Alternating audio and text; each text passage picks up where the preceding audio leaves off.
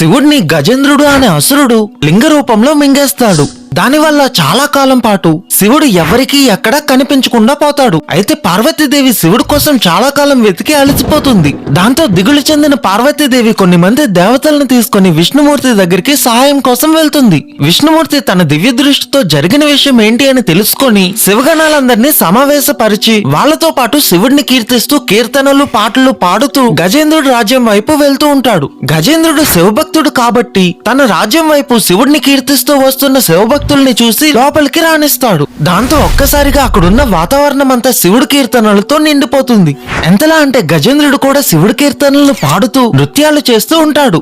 అయితే గజేంద్రుడు కడుపులో ఉన్న శివుడు కూడా వీళ్ళ భజనలకి పరవశించిపోయి తాండవం చేయడం మొదలు పెడతాడు. అలా శివుడు తాండవం చేయడంతో గజేంద్రుడు శరీరం ముక్కలుగా చీలిపోయి శివుడు బయటికి వస్తాడు. సబ్స్క్రైబ్ చేసేసి అందరూ చెప్పండి హర హర మహాదేవా.